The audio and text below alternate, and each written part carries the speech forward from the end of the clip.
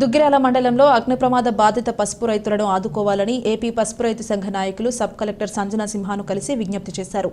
ఉన్నతాధికారుల దృష్టికి తీసుకువెళ్లి రైతులకు న్యాయం జరిగేలా చూస్తానని సబ్ కలెక్టర్ వారికి హామీ ఇచ్చారు. ఆంధ్రప్రదేశ్ పసుపు రైతు సంఘం ఆధ్వర్యంలో పలువురు రైతులు రైతు సంఘ నాయకులు సోమవారం సబ్ కలెక్టర్ సంజన సింహన్ కలిసి పలు సమస్యలపై వినతిపత్రం అందజేశారు.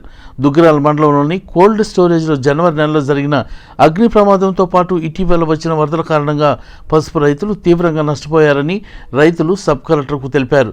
జూలై 10న జరిగిన సమావేశంలో నష్టపోయిన రైతులకు క్వింటాలకు 7,000 చొప్పున నష్టపరిహారం ఇస్తామని రాష్ట్ర వ్యవసాయ శాఖ మంత్రి అచ్చెన్నాయుడు చెప్పారని, అప్పుడు క్వింటాల్ పసుపు ధర 14,000 ఉన్నప్పటికీ రైతులు ఒప్పుకున్నారని తెలిపారు. అయితే ఇప్పటి వరకు కూడా 7,000 నష్టపరిహారం కూడా అందలేదని రైతులు ఆవేదన వ్యక్తం చేశారు.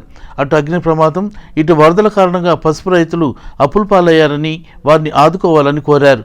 ఏపీ రైతు సంఘం జిల్లా అధ్యక్షుడు, పసుపు రైతు సంఘం రాష్ట్ర అధ్యక్షుడు జొన్న శివశంకర్రావు, రాష్ట్ర కమిటీ సభ్యులు ములక శివసామిరెడ్డి, బాపట్ల జిల్లా రైతు సంఘం అధ్యక్షుడు వేములపల్లి వెంకటరామయ్య, నాదెళ్ల చంద్రశేఖర్, సురేంద్ర, రవి, లంకిరెడ్డి నాగేశ్వరరెడ్డి, చందు సత్యనారాయణ, కోడూరి ఆంజనేయులు, వై బ్రహ్మేశ్వరరావు తదితరులు పాల్గొన్నారు.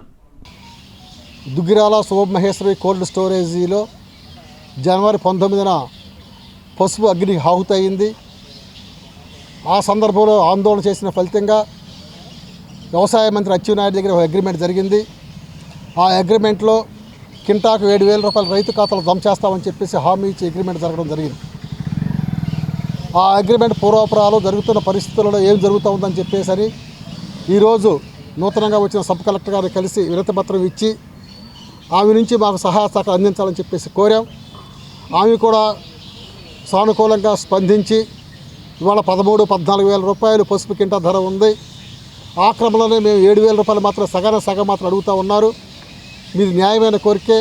ఆ కోరికను అనుసంధానంగా ఖచ్చితంగా నేను 2-3 రోజుల్లో ప్రస్తుతంలో ఉన్న ఇన్సూరెన్స్ వాళ్ళతో మాట్లాడి, అలాగే సెంట్రల్ మినిస్టర్ గారితో కూడా మాట్లాడి ప్రాసెస్ ఏ పొజిషన్లో ఉంది, తొందరగా సకాలంలో తొందరగానే మీకు పసుపు డబ్బులు రావడానికి నా వంతు కృషి చేస్తామని చెప్పి హామీ ఇచ్చారు.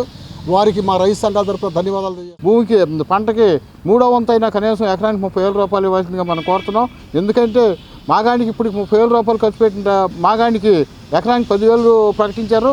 కానీ 1,00,000-1,50,000 రూపాయలు ఖర్చు పెట్టిన పసుపుకి కేవలం 14,000 రూపాయలు ఇవ్వటం చాలా సమంజసమైన విషయం కాదు, చాలా దారుణమైన విషయం. కాబట్టి ఇప్పటికైనా ప్రభుత్వాలు కన్నుదెరిచి కొద్ది ప్రాంతంలోనే ఈ ఉత్పాదం జరిగింది కాబట్టి రైతులకి ఎకరానికి కనీసం 30,000 రూపాయలు పసుపుకి ఇవ్వాలని చెప్పి, అలాగే కంద అరటి తోటలకు కూడా ఇవ్వాల్సిందిగా కోరుతున్నాం ఈ ప్రభుత్వం. రెండో పైరు ఏం వేయటానికి చేయటానికి కూడా వీలుగాని పరిస్థితి. మన ఆపేట, కాజీపేట, తర్వాత కొలకలూరు ఈ ప్రాంతంలో కూడా పర్యటిస్తే మొత్తం ఏమీ కనపట్ల. అందుకని ఈ నష్టపరిహారాన్ని ప్రభుత్వం పెంచాలనేది మా డిమాండ్. రెండవది, ఇవాళ కందా పసుపు అరటికి 14,000 అంటే అసలు దాన్ని చేను శుభ్రం చేసుకోవటానికి కూడా రాని పరిస్థితి.